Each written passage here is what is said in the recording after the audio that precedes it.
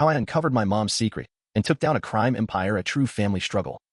From struggling to make ends meet to facing dangerous enemies, this is the story of how I fought to protect my little brother and expose the truth behind our family's darkest secrets. Betrayal, hidden evidence, and unexpected allies. Watch what happens when you refuse to stay silent.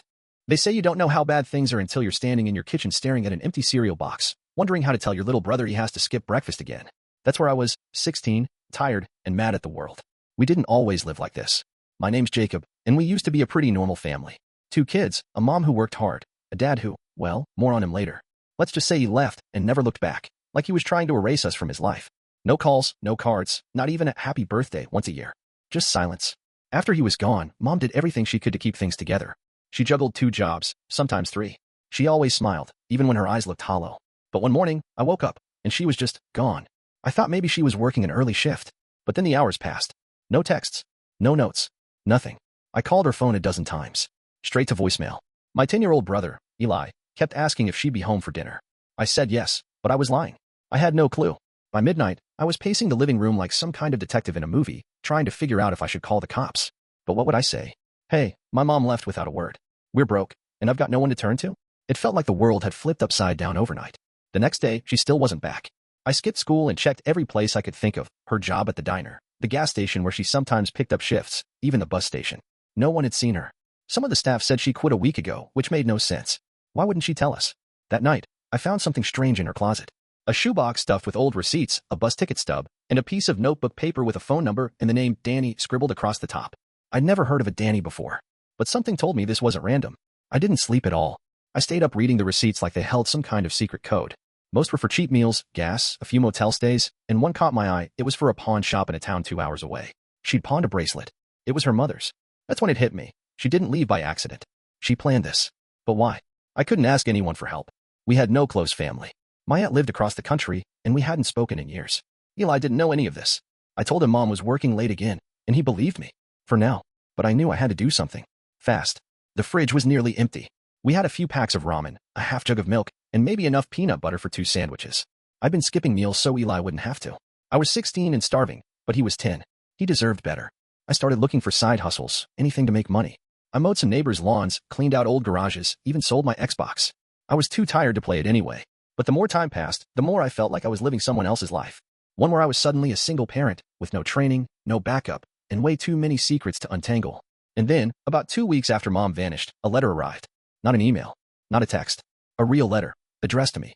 No return address. Just my name in her handwriting. Inside was a single page. I'm sorry, Jacob. I had to go. I didn't want to drag you and Eli into this. I'll explain everything soon. Please don't tell anyone. Keep him safe. Mom. That was it. No explanation. No clue where she was. Just a plea for silence and a promise she didn't keep. But I had no choice. I had to step up. Keep Eli in school, keep the lights on, keep the world from finding out we were just 2 kids holding things together with duct tape and hope. And maybe, just maybe, find out what Mom was hiding. That letter sat on the kitchen table for days. Every time I walked past it, I felt like it was staring at me. It didn't explain anything, but it changed everything. Mom was alive. Somewhere. And she was running from something. But what? Bills kept piling up, and I had to be smarter. I couldn't just mow lawns forever. I found a guy on the edge of town who paid cash for scrap metal. Old bikes, washers, bed frames. If it was metal, he'd take it. I spent afternoons digging through junk piles with gloves that barely held together, dragging stuff back in a borrowed wagon like some kind of street scavenger. Eli still didn't ask too many questions. I think he knew something wasn't right, but he trusted me. He'd come home from school, heat up a can of soup, and do his homework at the kitchen table while I figured out how to stretch $10 across the week. One night, I finally called the number I found in Mom's closet. My hands were shaking the whole time. I didn't know who Danny was, but something told me she did. She answered after 2 rings. Hello? Hi. Is this Danny? A long pause. Who's this? I didn't know what to say. I'm Jacob. My mom. Her name's Rachel. She had your number written down. I think she might be in trouble. There was silence on the other end. And then, softly, Danny said, she told me you might call. I nearly dropped the phone. Wait. What? You know where she is? I can't say much. Not over the phone, she said quickly, almost like she was scared. But I can meet you. Tomorrow. Noon. There's a coffee shop called Blue House on 6th and Willow. Come alone. She hung up. I stared at the phone for a full minute before it hit me. This wasn't just about money or a runaway parent. Something bigger was going on. The next day, I made sure Eli got to school, then caught the bus to the coffee shop. I'd never been to that part of town. It was quiet. Too quiet. The kind of place with tiny shops, cracked sidewalks, and tired-looking folks who didn't want to be bothered. Blue House looked like a place for poetry readings and overpriced muffins, but I walked in anyway. A woman in her late 20s waved me over. Shoulder-length dark hair, denim jacket, and eyes that had definitely seen things. "You Jacob?" she asked. I nodded. She slid a small notebook across the table. "Read page 3. Then hand it back." I opened it slowly. Page 3 had a name I didn't recognize, Miles Rourke, and underneath it, an address scribbled in tiny, rushed handwriting. There were 3 dates. One was next week. I had no idea what it meant. I looked up. "Who is this?" "Someone your mom's been running from," she whispered. "He's not just a bad guy. He's dangerous. Real dangerous." My heart dropped. Why would she get involved with someone like that? "She didn't have a choice," Danny said. "He helped her out a long time ago, back when she first left your dad. But the help came with strings. She's been trying to cut those strings for years." It felt like I was sitting in the middle of a spy movie. Only this wasn't fiction. This was real. My real life. My real mom. "She left us," I said quietly, trying not to let my voice shake. "She left to protect you," Danny said. "If she stayed, Rourke would have come after all of you. This way, she made herself the target." I didn't know what to say. My chest felt tight. Danny looked around, then leaned in. "She said you'd be smart, that you'd take care of your brother. But she also said you might try to find her, and if you did, I was supposed to give you this." She handed me a small envelope. I opened it and found a flash drive inside. No label, just a tiny black stick. She said don't plug it in unless you're somewhere safe. And don't trust anyone. I stood up too fast. "This is crazy. I'm just a kid." She looked me dead in the eye. "Not anymore." I walked out of that coffee shop with more questions than answers. My head was spinning. I wasn't sure if I should cry, scream, or throw the flash drive in the nearest trash can. But I didn't. I went home, made grilled cheese for Eli, and waited until he was asleep. Then I plugged the flash drive into the old laptop we shared. There were 6 files. All video clips. The first one started playing automatically. It was Mom. She looked tired and nervous, like she'd been crying for days. "Jacob, if you're watching this, things got worse than I thought. There's a man named Miles Rourke. He's not who he says he is. Years ago, I borrowed money from him to get away from your father. I didn't know what kind of person he really was. He started threatening me, showing up at my job, watching you kids from a distance. I thought I could keep him away if I played along, but he keeps wanting more. I had to disappear before he used you and Eli as leverage." My hands were trembling as I paused the video. There were 5 more files. And I hadn't even scratched the surface of the storm we were in. I didn't sleep that night. I sat on the edge of the couch, laptop in front of me, watching each of those 6 video clips one by one. By the time the sun came up, I felt like I'd lived a whole second life, one where my mom wasn't just a waitress trying to pay the bills. She was someone who made a dangerous deal with a man who didn't like the word no. Each video told more of the story. One was filmed from the front seat of her car. She whispered that someone had followed her out of town. She said she saw the same black van outside Eli's school 2 days in a row and couldn't take the risk anymore. Another video was shakier, filmed in some cheap motel. In that one, she was crying. Not soft tears, full-on shaking and trying to keep it together. "I don't know who to trust anymore," she said. "Even Danny thinks we're being watched. If anything happens to me, find Rourke. Find out what he's hiding. He's got something stashed, proof. I just don't know where yet. But he's paranoid. He writes things down." Proof? Of what? I didn't know yet. But whatever it was enough to make my mom go off the grid and leave everything behind. The last video clip hit the hardest. "Jacob," she said. "I know I messed up. I didn't tell you everything. I thought I was protecting you, but maybe I made it worse. I love you. I love Eli. Please don't let him grow up thinking I ran away from him. I was trying to run for him." She looked directly at the camera. "Don't trust anyone who says they're looking for me, especially if they say they're with the law." I stared at the screen long after it went black. I didn't cry. Not then. I couldn't afford to. I had a little brother who still thought our biggest problem was whether the milk had gone bad. But the universe didn't plan on giving me time to think. That morning, there was a knock at the door. I froze. Then it came again, louder. I peeked through the peephole. It was Mr. Riggins, our landlord. Gray beard, messy hair, looked like he'd lost a fight with his own jacket. "Jacob," he shouted. "I need to talk to your mom." I opened the door a crack. "She's not here right now." He narrowed his eyes. "She hasn't been here in 3 weeks. I know. I've been keeping track. She owes me rent. 2 months now." I swallowed hard. "She's working, out of town. She'll send it soon." He gave me a look like he didn't buy it for a second. "You kids got 3 days. I don't care what story you got. If I don't see some money, I'm changing the locks." He walked off before I could respond. 3 days. I didn't even have enough for dinner, let alone rent. After Eli got home and settled in, I went through everything in the apartment. Junk drawers, coat pockets, the bottom of the old laundry basket. I found $14 and change and a wrinkled gift card to a grocery store that had maybe $2 left on it. It wasn't even enough for bread and eggs. I needed help. Fast. That night, I dug through the flash drive again. There were folders I hadn't noticed before. One was labeled Photos. Inside were blurry shots of a storage unit. Different angles.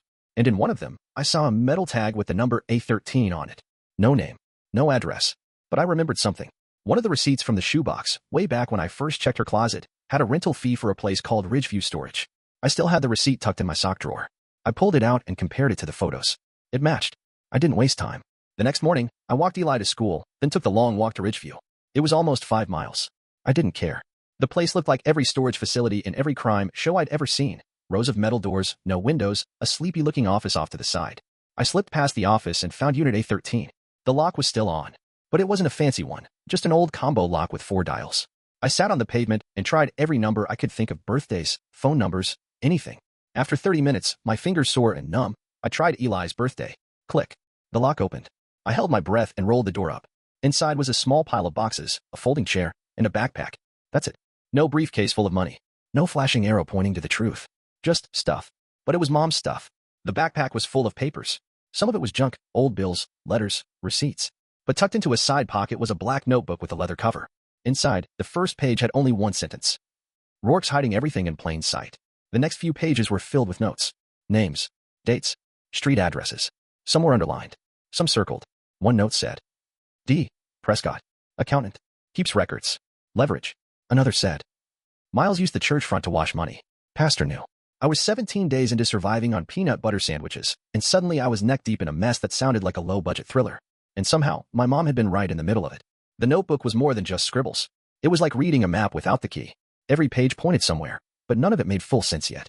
I shoved it in my backpack, along with the rest of Mom's stuff, and locked up the storage unit again. This time, I used a different combo. I wasn't about to make it easy for anyone to find.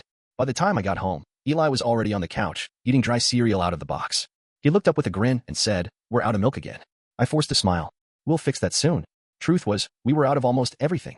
And Mr. Riggins' deadline was closing in fast. I spent that night sorting through the notebook, trying to find something I could actually act on. There were notes about people, some with phone numbers, some just first names and vague locations. One name kept popping up, Prescott.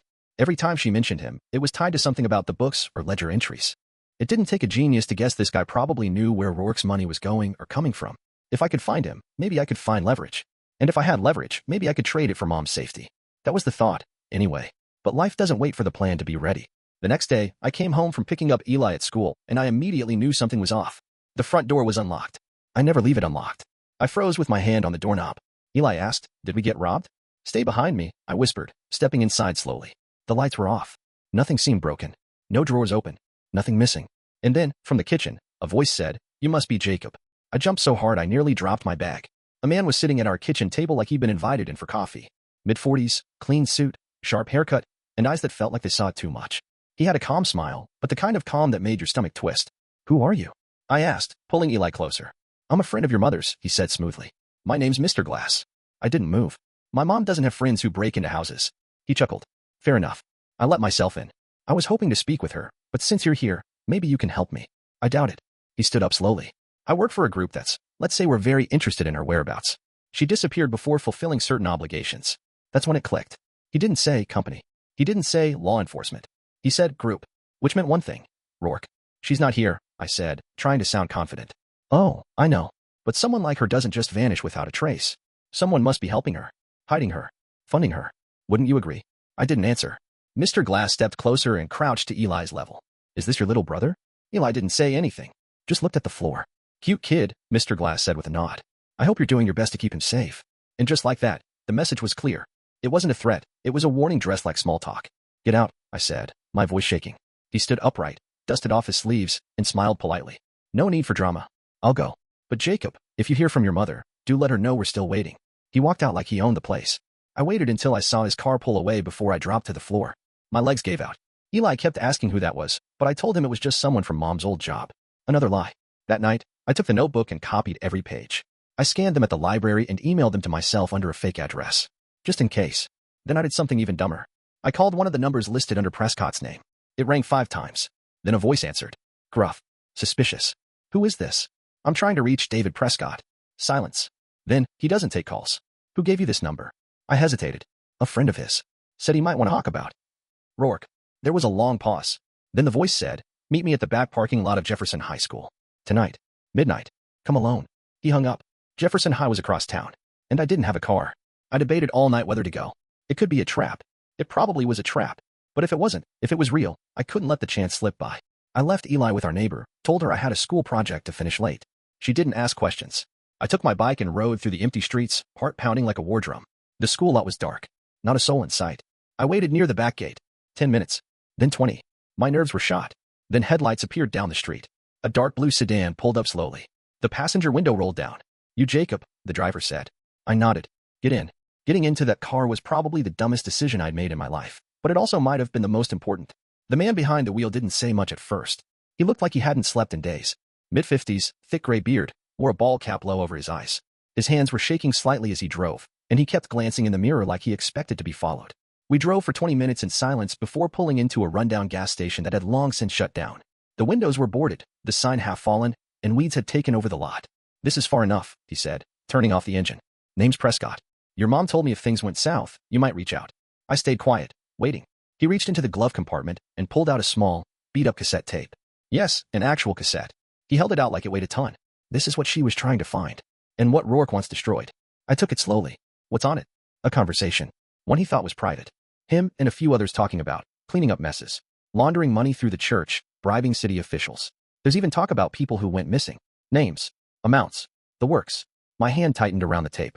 "If this gets out, Rourke goes down hard," Prescott continued. "But the thing is, he knows it exists. That's why he's sending people like Glass. He wants to bury it. And he's probably already figured out your mom has it." "But she doesn't," I said. "You do." "Not anymore," he said, looking me dead in the eye. "Now you do." That hit me like a punch to the chest. He handed me a small cassette player and a Ziploc bag of batteries. "It's old school, but it still works. Play it somewhere quiet, somewhere safe. And when you're done, you make a choice. You keep hiding like your mom did, or you burn them all down." He didn't wait for a reply. He just turned the key, drove off into the night, and left me standing there with a backpack full of secrets. Back home, I waited until Eli was asleep again. Then I locked the bedroom door, pulled out the cassette player, and pressed play. The tape was scratchy, the audio grainy, but the voices came through. Rourke's voice was smooth, confident. "We make the drop Tuesday. The pastor gets his 10%, same as usual. The rest gets funneled through Prescott's books. Keep the names out. I want it clean. If this leaks, we've got more than a PR issue. We'll have the feds sniffing around." Another voice, unfamiliar, responded. "And the woman?" A pause. "We warned her. If she keeps digging, she disappears like the last one." The next few minutes were a mess of names, accounts, and instructions. But what stood out most was how casual it all sounded. Like this wasn't their first time talking about disappearing people. Like it was business as usual. My stomach turned. I thought about Mom hearing this for the first time. How terrified she must have been. And now it was in my hands. I didn't sleep. Again. By morning, I had made up my mind.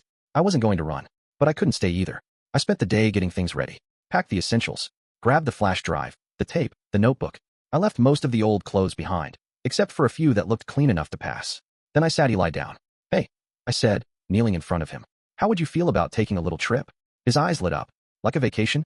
"Sort of," I said. "Just a few days. Somewhere safe. Somewhere warm." He didn't ask many questions. He was used to moving fast, skipping the why and focusing on the when. We left that night. No goodbyes. No notes. Just the two of us, backpacks slung over our shoulders, walking toward the bus station with everything that mattered. We took the late bus heading south, toward a place I remembered from one of Mom's older letters. A small beach town she always said she wanted to take us to someday. She never got the chance. But maybe I could finish what she started.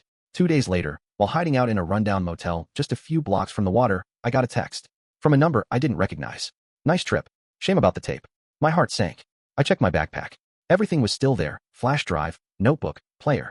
But when I opened the tape player, the cassette was gone. I didn't understand. I had it with me the whole time. And then it clicked. The motel room had been too easy to get. Too cheap. Too perfect. We were being watched. My first instinct was to run again. But I was tired of running. Tired of hiding. Tired of always looking over my shoulder while pretending everything was fine for Eli. But the truth was, we were in deep. Whoever sent that text knew exactly where we were. That meant they had eyes on us, maybe even inside the motel. I scanned the room for cameras, bugs, anything out of place. I pulled the nightstand away from the wall and found a tiny hole drilled just above the outlet. It wasn't big, but it was big enough. I took Eli by the hand and walked straight out. Left the bags. Left the cash under the pillow. Didn't even look back. We wandered the boardwalk for an hour, pretending to be tourists. Eventually, I found an old bait shop near the docks with a grumpy owner who agreed to let us crash in his storage shed for $20 and a promise to help unload fish the next morning. It wasn't a bed, but it was safe, at least for a night. Once Eli fell asleep wrapped in an old boat tarp, I pulled out the flash drive and opened it on my laptop again, desperate for anything I missed. And that's when I found it. Buried in a hidden folder was a single file I'd never seen before. A scan of a journal page, written in shaky handwriting. It was dated 4 years ago, long before we knew anything about Rourke, before my mom ever disappeared. The page read, "Met with G today. He says the case isn't dead, but I have to testify." I told him I'm scared. He said if I back out, the others will too. But how do I protect the boys if I stand up there? I wish I could burn the whole truth down and walk away, but I started this. Now I have to finish it. I sat back, heart racing. Who was G? What case was she talking about? And then it hit me. She wasn't just in trouble, she had started something. She'd been part of building a case. Maybe against Rourke. Maybe against the people around him. But she'd pulled out, maybe too scared to go through with it, and the whole thing collapsed. That meant she had more than just the tape. She had testimony. Witness names. Maybe even evidence. I scrolled further through the folder. There were court records. Redacted transcripts. Names of people I didn't recognize, but I noticed one detail that stopped me cold. A name I did know. Officer Greg Holloway. He was one of the officers who came to our house when Dad first left. Mom always said he was the only one who ever listened to her. But the journal referred to him as G. And there was a note next to his name. Last seen near Rourke's club. 2 weeks later, found dead. Ruled accidental. My hand shook. I remembered Mom crying after getting a phone call one night. She didn't say who it was, just said that man was the only one brave enough to do the right thing. I thought she was talking about Dad. Now I knew better. The next morning, I helped the dock owner unload 3 crates of shrimp and carry a busted cooler down the pier. My hand stunk, my back hurt, but he handed me $30 and a warm muffin from his wife. It was the best meal I'd had in weeks. Eli was up and playing with some old buoys in the shed when I got back. I told him we'd stay one more night, then figure out our next move. I had just started packing when I got another text. Unknown number. Still think you're safe? You're not. She lied to you. About everything. And attached? A single blurry photo. It was my mom, standing next to Rourke. They looked friendly. Too friendly. My stomach dropped. I zoomed in. It was definitely her. Smiling. Wearing the necklace she never took off. She looked like someone caught mid-laugh. The photo had a timestamp, 5 years ago. That couldn't be right. I checked again. 5 years ago, right around the time she started working 2 jobs. Right after Dad left. Right when the money started getting weird and we stopped asking where it came from. I wanted to throw the phone across the room. What if Mom wasn't just running from Rourke? What if she was part of it? I knew I needed answers. And I wasn't going to get them sitting around playing detective in a fish shed. That night, I told Eli we were going to take a short trip. Just a little farther inland. There was one place left on the list from Mom's notebook we hadn't gone to yet, an address circled in red, with a single word next to it, sanctuary. I figured it might be a safe house. A contact. A church? Turns out it was none of those things. It was a trailer, half sunk in the dirt, out in the woods, surrounded by trees that hadn't been trimmed in years. No lights. No car. Just a metal door and a broken wind chime hanging from the gutter. I told Eli to stay in the car. I walked up slowly, notebook in hand. I knocked. Nothing. I knocked again. This time, a voice shouted from inside, "Go away." I hesitated. "Please, my name's Jacob." "I think you knew my mom, Rachel." The door opened just a crack. A woman peered through. Her face was tired, hair wild, eyes sharp like a hawk. "Rachel's boy?" she asked. I nodded. She looked at me like she was trying to figure out if I was real. Then she said, "You need to come in. Now." The inside of the trailer smelled like old books, dust, and something bitter, maybe coffee that had been sitting too long. The woman who let me in moved like she was always listening for footsteps behind her. Her name was Marla, and she looked like she hadn't trusted anyone in years. "You look just like her," she said, motioning me to sit at the tiny kitchen table. She came here once. Sat right there. Same expression on her face, too, like the whole world was falling apart. I didn't waste time. I need to know the truth. Did she work with Rourke? Marla raised an eyebrow, then gave a tired sigh. "It's not that simple, kid." She shuffled through a stack of files on a side table, then pulled out a worn manila envelope and tossed it in front of me. Inside were photos, newspaper clippings, and a few heavily redacted documents. I recognized one of the faces instantly. Rourke, younger, in a sharp suit, shaking hands with a state senator. He had a clean image, Marla said. Still does, to people who don't look close enough. "But your mom?" She saw behind the curtain. I opened one of the folders and froze. There she was, my mom. Not in a waitress uniform, but in a black blazer, standing next to a group of people in what looked like an office. "Rachel used to be an investigator," Marla said. I blinked. "What?" "She worked for a nonprofit that dug into shady money trails, politicians, real estate scams, corporate tax dodging. But when she started poking around Rourke's network, things got ugly fast." I stared at the photo, not believing what I was hearing. "She wasn't poor back then," Marla continued. "She wasn't struggling. That came after she refused to drop the case. She lost her job, her benefits, her credibility. Her partner disappeared. That was your G. Greg Holloway." The name hit me hard. I'd seen it in the files. Mom's journal. Now it made sense. "She knew too much," Marla went on. "And the only way to stay alive was to disappear into the life of someone no one would look twice at. A single mom trying to survive." My throat tightened. "So the photo with Rourke, why was she smiling?" Marla didn't answer right away. She stood, pulled open a drawer, and took out a small recorder. "She went undercover," she said quietly. "To get close. To collect information. To take him down." She hit play. My mom's voice came through. Faint but clear. "He thinks I'm here to make a deal. But every time he talks, he gives me more than I ask for. He doesn't realize I've been taping everything." My hands went cold. "All of it," Marla said. She got it all. The bribes, the fake charities, the shell companies. Enough to bring down half the city's elite. "But why'd she leave us?" I asked, almost whispering. "She thought she had a window, one chance to disappear and dump the evidence into the right hands," Marla replied. But someone close to her betrayed her. Rourke got wind of it. She ran before they could get to you or Eli. I sat back, overwhelmed. My mom wasn't a victim. She was a fighter, a whistleblower. And she'd sacrificed everything, including us, to bring down the people who destroyed lives for profit. Marla passed me another envelope. These are copies of what she gathered. Keep them safe. The originals are stashed where Rourke will never find them. Your job now is to finish what she started, if you're willing. I hesitated. What about her? Where is she now? Marla looked away. I don't know. But if she's still alive, she's waiting for the right moment to come back. And she'll need backup. I left the trailer with my backpack heavier than ever, emotionally and literally. I climbed into the car where Eli was still playing a game on my mom's old phone. You okay? He asked, noticing the look on my face. Yeah, I said. Just thinking. He paused his game and smiled. About Mom. Yeah. That night, we stayed at a small roadside and off the highway. It wasn't fancy, but it didn't feel like a trap either. I sat up reading the files Marla had given me while Eli slept. I learned names. Saw bank transfers. Watched the map of Rourke's empire unfold before me, laundering through churches, charities, even a foster agency. But what chilled me most was a file titled, Upcoming Testimonies, Secure Witness List. My mom's name was the third one down, crossed out. But there was a fourth name, a fresh one. Mine. Someone had added me. The date? Just 6 days away. I stared at the document like it was written in fire. My name, Jacob R. Ellis. Listed as a witness in a sealed investigation. The date was marked in red, 6 days from now. The location? An undisclosed federal courtroom, TBD. This wasn't just some local drama anymore. The whole thing had gone federal. And someone, somewhere, had decided that I knew enough to take the stand. I didn't feel like a witness. I felt like a target. But I also knew one thing. If my name was on that list, Rourke probably knew it too. And he wouldn't wait 6 days. I made a decision that night. We were done hiding. No more running. No more cheap motels. No more jumping every time a door creaked. I wasn't just going to try to survive anymore. I was going to fight back. First step. I emailed the entire folder of scanned documents to 5 different encrypted email addresses. 2 belonged to people mentioned in Mom's journal, contacts she'd marked as may help if things go south. The others were backups I'd set up myself. Second step. I called the only person I hadn't dared reach out to until now. My aunt, Dad's sister. We hadn't spoken in years. After Dad left, she vanished from our lives like he did. But I remembered her number, and I remembered what Mom once whispered on a bad night. If anything ever happens to me, try your aunt. She's got her own scars, but she's not afraid. I called. It rang once. Then twice. Then, hello. Her voice was deeper than I remembered. Cautious. Aunt Rachel. I asked. A pause. Jacob. I swallowed hard. Yeah, I need help. Another pause. Then, firmly. Where are you?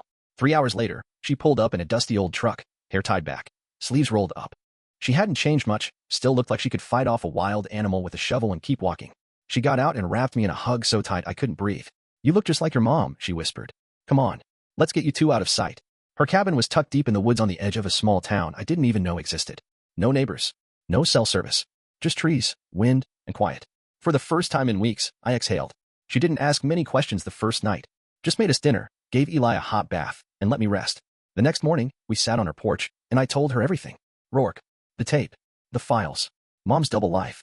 When I finished, she sat in silence, staring out at the trees. Then she said something that made my blood go cold. I should have known. What? Your mom and I. We weren't always on good terms. Not because we didn't love each other, but because we saw things differently. When she started investigating Rourke, I told her to back off. Told her he was too dangerous. But she wouldn't let it go. You knew about him? Oh, I knew, she said. Everyone in our circle knew. But Rourke's the kind of man who makes people disappear without leaving a mess. Your mom thought she could outsmart him. I thought she'd get herself killed. I looked down. I thought she already had. My aunt reached into her jacket and pulled out an envelope. You're not the only one who got a message. I opened it slowly. Inside was a single photo. My mom. Alive. Standing outside a building that looked like a clinic or rehab center. Her face was gaunt, hair pulled back, wearing clothes that didn't fit, but she was there. I got this last week, my aunt said. No note. No return address. Just the photo. I turned it over. Written in pencil. Wait for the trial. It's almost over. Something had changed. My mom was alive and close enough to send messages. But she wasn't coming back yet. Whatever she was planning, it hinged on that testimony. On me getting into that courtroom alive and speaking the truth. Which meant I had 6 days to stay hidden. 6 days to protect Eli. 6 days to prepare for whatever was coming. On the second day at the cabin, a man showed up at the edge of the woods. I spotted him from the porch, tall, wearing a brown coat, standing just past the tree line. Watching. I didn't panic. I didn't scream. I walked down the hill and met him halfway. He didn't speak right away. Then he said, "You don't remember me, do you?" I looked closer. There was something familiar in his eyes. Wait, no, that's not possible. He gave a soft, sad smile. It is. I'm your dad. I just stood there, frozen. My first instinct was to punch him. Scream at him. Ask him where the hell he'd been for the last 6 years. But all I could do was stare at the man who used to be a shadow in my memories. Taller than I remembered. Grayer too. But the voice, the shape of his face, it was definitely him. You left, I said, barely above a whisper. I did. You abandoned us. I know. That was all he said. No excuses. No tears. Just those 3 words. I turned to walk away. I didn't want this. Not now. Not with everything else unraveling. I was trying to keep you safe, he called out behind me. I stopped. My fists clenched. Don't say that, I said without turning around. That's what she said. It's the truth, he said quietly. But it's a long one. Back at the cabin, Aunt Rachel watched us approach from the porch like she already knew who he was. She didn't look surprised. Just tired. I should shoot you right now, she muttered as he stepped closer. He nodded. I wouldn't blame you. I put Eli in the back room with a deck of cards and came back out. My dad sat at the kitchen table like he'd never left. But the tension in the room was thick enough to choke on. I was working for Rourke, he said flatly. That's why I left. My chest tightened. He looked at me. Your mom figured it out. She confronted me one night after you went to bed. Told me if I didn't leave, she'd take you both and disappear. I told her she couldn't protect you, but she tried anyway. I stared at him, barely able to breathe. You were one of them? I was a middleman, he said. I helped move money, fake paperwork, that kind of thing. Nothing violent. Nothing that felt real, until it was. And then what? I snapped. You just disappeared like a coward? I got in too deep, he said. By the time I wanted out, they had leverage. They threatened to hurt her. To hurt you, and Eli. So I ran. Faked a breakdown. Changed names. Watched from a distance. You watched. I stood up. You watched us struggle? Starve? Sleep in our coats to keep warm, while you hid out in the woods like some washed-up spy. He looked down. Every time I tried to reach out, I backed off. I was being followed. Tracked. I thought staying away was the only way to keep you safe. My voice shook. Then why show up now? He reached into his coat pocket and placed a flash drive on the table. Because I know where your mom is, he said. And she's in danger. The room went dead silent.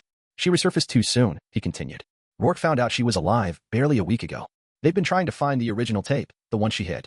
They think she's still holding it. She's not, I said. It was taken. His eyes darkened. Then they'll think she lied. And they'll come for her. He pushed the flash drive toward me. This is what she was trying to find before she disappeared. Surveillance footage. Documents. Wire transfers. It connects Rourke to more than just money laundering. It ties him to disappearances, 2 murders, and a judge on his payroll. Aunt Rachel took the flash drive and held it up to the light. If this is real. It is, he said. I looked at him, still trying to process everything. Why now? I asked. Why help us now? He took a shaky breath. Because I finally realized something. Watching you from a distance? That wasn't protecting you. That was hiding. He looked at me, eyes full of guilt, but something else too. Your mom was right to stand up. And if I don't help now, I'll lose the last chance I have to make this right. That night, I listened to him talk to Eli in the next room. My little brother didn't remember him. Just smiled and played cards like he was a stranger. And in a way, he was. But it was the first time I'd seen Eli laugh in weeks. The next morning, we made a plan. If Mom was alive, she was likely being held, or hiding, somewhere near the city where the trial was set to take place. We had 4 days left. If we could get to her before Rourke's people did, we could all walk into that courtroom together, with everything we needed to destroy his empire. But time wasn't on our side. And neither were the people watching the roads. We left the cabin in 2 separate cars. My dad took the long route with Aunt Rachel. I stayed with Eli, tucked into the backseat of an old sedan my aunt had been fixing up for years. We had barely made it to the edge of the next town when the first car started following us. Black SUV. No plates. I didn't panic. I drove like I didn't notice. But every turn I made, they made too. I called my dad. They're on us. His voice was calm. Drive to the mill road. The one with the old grain tower. You remember it? Yeah. I'll meet you there. The SUV closed in. A second one appeared in the rear view. They weren't hiding anymore. This wasn't a scare tactic. This was a grab. The black SUVs weren't just tailing us. They were closing in. The sun was setting behind the trees, casting long shadows over the cracked pavement as I gripped the steering wheel tighter than ever. Eli sat quietly in the back seat, clutching his little backpack like it was a lifeline. I took the next sharp turn onto Mill Road, heart pounding so loud I was sure it'd echo off those rusty grain towers. The place was abandoned, a forgotten relic of the town's past, and perfect for a showdown. My phone buzzed. Dad's voice was calm but urgent. Park near the silo. We'll flank them. Stay sharp. I pulled up beside the rusted tower, the second SUV coming up fast behind me. The driver slammed the brakes just in time, tires squealing against gravel. Doors opened. Men stepped out, black jackets, no badges, guns holstered, but ready. My breath caught. This was it. Suddenly, from the shadows, a tall figure stepped forward. Rourke. He wasn't the cartoon villain I imagined. He was older, but still sharp, silver hair slicked back, cold eyes that didn't miss a thing. Jacob Ellis, he said smoothly. I was wondering when you'd show up. I swallowed the fear. I'm here to end this, I said. He smiled, a slow, dangerous smile. You're in over your head, kid. Before I could answer, Dad and Aunt Rachel appeared from behind the silo, flanking me. Rourke's men moved quickly, but we were faster. A chaotic scramble broke out, shouts, the clatter of feet, and the sharp bark of orders. In the confusion, I slipped into the nearest cover and pulled out the flash drive. This was my moment. Minutes later, police sirens wailed in the distance. Someone had called it in, probably my aunt. Rourke cursed under his breath and signaled his men to retreat. But before he disappeared into the trees, he looked at me one last time. This isn't over, he warned. You'll wish you'd stayed quiet. That night, as the dust settled, we handed over every piece of evidence we had. The tape, the flash drive, the photos, all of it. And the trial? It was just the beginning.